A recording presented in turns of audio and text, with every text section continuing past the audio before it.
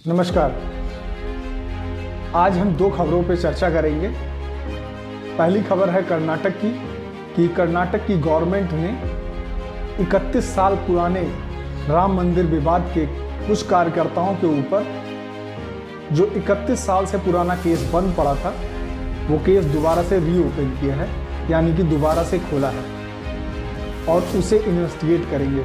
हालांकि कांग्रेस के इस कदम से, कर्नाटक गवर्नमेंट के इस कदम से काफ़ी कांग्रेस की किरकिरी भी हो रही है और बीजेपी इसके ऊपर बहुत पुरजोर तरीके से हमलावर है और वहाँ इसका विरोध चल रहा है। लेकिन कांग्रेस का कहना है कि जो भी केस बंद पड़े हैं उन केसों का जांच पड़ताल तो होना ही चाहिए और हमें केस को बंद करना है और अगर केस में जो भी आरोपी हैं अगर वो दोषी हैं तो उन्हें दोषी भी साबित करना है और अगर दोषी नहीं साबित हुए तो केस बंद होगा और वो बाइज्जत बरी हो जाएंगे। तो पहला केस या पहली खबर तो ये रही और दूसरी खबर है गौतम अडानी से जुड़ी हुई। सुप्रीम कोर्ट ने आज एक बड़ा फैसला दिया है और अपने फैसले में ये कहा कि गौतम अडानी के ऊपर लगाए गए सारे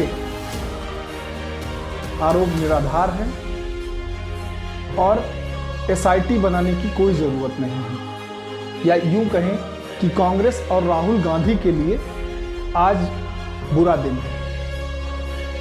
जो कांग्रेस और राहुल गांधी लगातार गौतम अडानी और बीजेपी को कटघरे में खड़ा करते थे और उसी बहाने नरेंद्र मोदी को कटघरे में खड़ा करते थे, आज उनकी इस मामले को लेकर हार हुई है। या यूं कहें कि अब सुप्रीम कोर्ट भी विपक्ष के खिलाफ जाकर खड़ा हो गया है। तो क्या आने वाले दिनों में हमें यह भी देखने को मिलेगा कि राहुल गांधी जिस तरीके से कहते रहे हैं कि लोकतंत्र की हत्या हो रही है, सारे संस्थानों पे बीजेपी का राज हो गया है या बीजेपी अपने कब्जे में ले रही है, तो क्या आने वाले समय में चीफ जस्टिस को भी वो ये बताएंगे कि ये भी बिक चुके हैं या फिर इनकी सत्यता और न्यायपालिका पे अब हमें भरोसा नहीं रहा? ये आने वाले दिनों में देखने वाली बात होगी।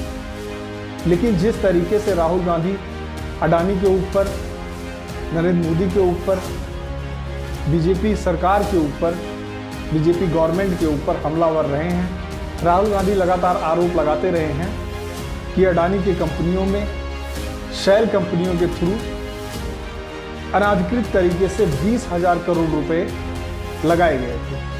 लेकिन ऐसे सारे आरोपों को सुप्रीम कोर्ट ने निराधार बताया और 24 मामलों में से 22 मामलों में गौतम अडानी और उनकी कंपनियों को बरी किया है, यानी कि क्लीन चिट दी है। और दो मामलों में सीबी को ये अधिकार दिए हैं कि आने वाले 3 महीनों में आप इसके ऊपर विस्तृत रिपोर्ट कीजिए। अब देखने वाली बात यह है कि राहुल गांधी और कांग्रेस और खासकर जो भी विपक्ष यूनाइट है, विपक्ष किस तरीके से इस फैसले को लेता है।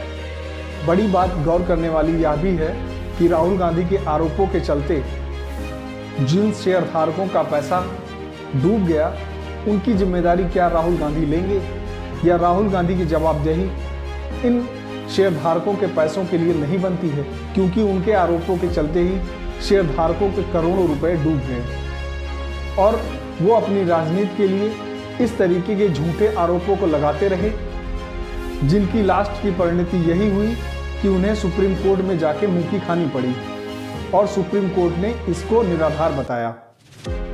अब देखना यह है कि राहुल गांधी इसको स्वस्थ तरीके से लेते हैं या नहीं, या फिर विपक्ष उनके ऊपर हमलावर रहता है। सोशल मीडिया प्लेटफॉर्म पे गौतम अडानी ने अपने ट्वीट के जरिए एक्स पे अपनी खुशी जाहिर की और इसे लोकतंत्र की जीत बताई।